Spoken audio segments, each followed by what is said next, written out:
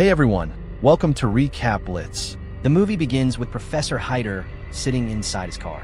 His face is expressionless, cold, but his eyes are fixed on a photograph that he is holding tightly in his hand. The picture shows 3 dogs, all stitched together in a disturbing way, their bodies connected in chain. He stares at it with pride, as if it is his greatest achievement. At that very moment, a large truck stops near the forest road.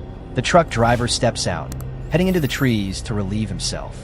Quietly, without making a sound, Professor Hyder gets out of his car. He follows the man with slow, deliberate steps, and then suddenly raises his gun, pointing it straight at the driver. The scene changes.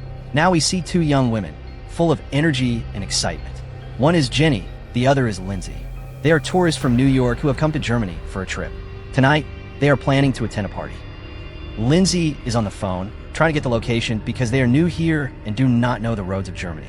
To reach the party, they rent a car and begin their journey late at night. As the car moves through the dark forest roads, they keep driving deeper, unaware of the danger ahead. After some time, their car tire suddenly bursts. Shocked, they step out and realize they are stuck in the middle of nowhere. Lindsay tries to call the car repair service, but inside the forest there is no network signal. Both of them are helpless. There are no people around, no houses, nothing but silence. They decide it is safer to stay inside the car and wait. Maybe some passerby will help them. Not long after, a car approaches. Relieved, they wave and ask for help. But when they look inside, they see an old man, strange and unsettling. He stares at them with odd expressions, his behavior making them uncomfortable. Afraid, the girls quickly lock their car doors from the inside. The old man makes strange gestures but then drives away. The 2 friends realize they cannot just sit here. They step out and start walking, searching for a house, any place with a phone. After some distance, they see a faint light glowing from a house in the middle of the forest. Rain suddenly begins to pour heavily, soaking them completely. Running through the rain, shivering and wet, they finally reach the house and knock on the door. The door slowly opens. Standing there is Professor Hyder. His cold eyes scan the girls, but his face shows a polite smile. The girls quickly explain their problem, how their car broke down, and they need to call for help. Seeing that they are alone, the professor gently invites them inside. They step in, noticing the strange paintings on the walls. The artwork looks disturbing, unsettling, and both feel nervous. The professor asks if they are travelers.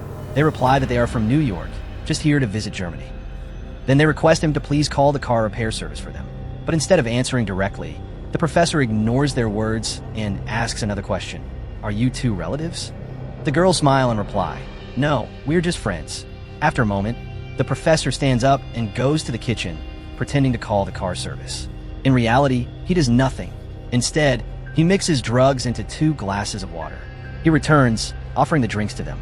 Lindsay drinks hers without hesitation, but Jenny's glass slips and falls to the ground. The professor suddenly yells at her angrily for being careless. Then he goes down to the basement to get a towel, but once there, he prepares an injection filled with sedative. Back in the living room, Lindsay slowly begins to feel dizzy, her body weakening because of the drug. Jenny notices something is wrong and again asks the professor to call someone.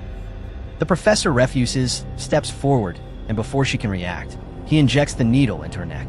Jenny collapses instantly. When both regain consciousness, they're no longer free. Their hands and legs are tightly strapped. They are lying inside a laboratory. Along with them is another man, the same truck driver from earlier. Soon Professor Hyder enters the room. He walks straight to the truck driver and coldly says, "You are not a match." Without hesitation, he injects poison into the man's body.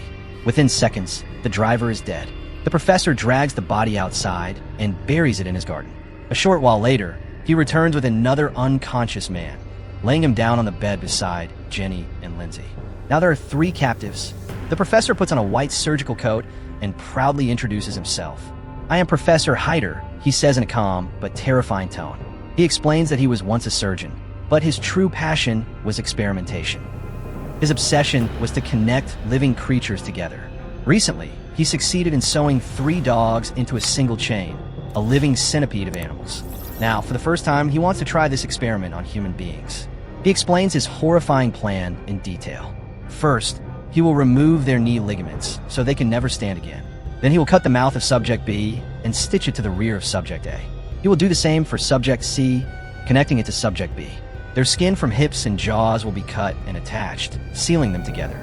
Finally, they will become a human centipede, where whatever food subject A eats will travel through his body as waste, which subject B will be forced to consume, and then that waste will pass into subject C.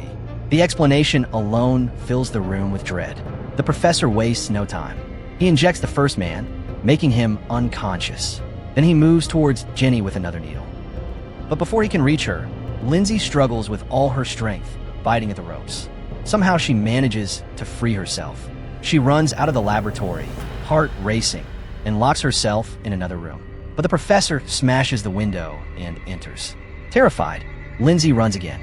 She stumbles, falls into a pool outside, but quickly gets up and continues fleeing. The professor chases her, blocking the bridge, but suddenly the lights go out. Taking advantage of the darkness, Lindsay slips away and rushes back into the lab. She unties Jenny, who is barely conscious. Together, she drags Jenny outside, but before they can escape, the professor catches up. He injects Lindsay too, and everything turns black for her. Both girls are brought back and tied again. The operation begins. The professor works with steady, cruel hands. At last, he succeeds. His dream is now real. The first human centipede is born. 3 people stitched together in a grotesque chain. Days later, though they are still weak and in unbearable pain, the professor forces them to stand. The man is in front, Lindsay in the middle, Jenny at the end. They cry, their bodies shaking, but the professor only takes pictures, smiling with satisfaction. He shows them their reflection in the mirror. Seeing themselves, they break down completely. From now on, he keeps them in a cage, treating them like animals. He throws food like scraps, making them eat like beasts. One day, he takes them outside. Suddenly, the man feels the need to defecate. Unable to control, his waste passes directly into Lindsay's mouth. Disgusted and helpless, she has no choice but to swallow. Jenny, at the end, receives nothing. Slowly, she grows weaker, starving. The professor examines them later. He notices the man is fine, but Lindsay has developed a severe infection because her body cannot handle the waste. Jenny is even worse, on the verge of death. He thinks about replacing her with another subject, but before he can act, there's a knock at the door. 2 police officers arrive. They explain they're looking for 2 missing girls. Their car was found nearby, and witnesses heard strange cries from this house.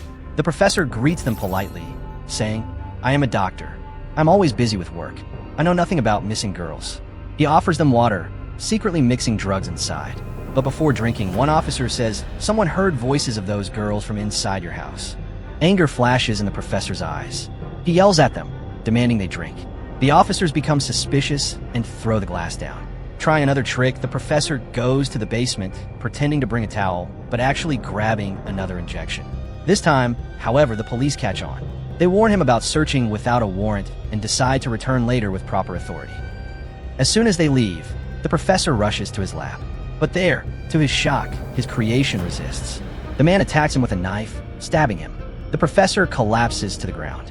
The 3 try to crawl upstairs together, dragging their painful bodies. They reach the top, but the professor wakes and comes after them.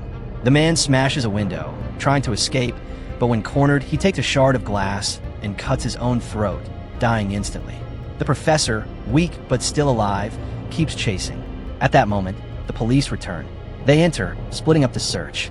One officer discovers the horrific sight of the human centipede. Suddenly, gunshots echo. One officer is killed. The other rushes to help, but is shot by the professor. In his last breath, he fires back. The bullet strikes the professor, killing him instantly. Both fall lifeless, and there, lying in unbearable pain, trapped in a nightmare body, is the human centipede. The movie ends with this horrifying image. Join next time for another story that makes you think and feel. Until then, stay curious and stay safe.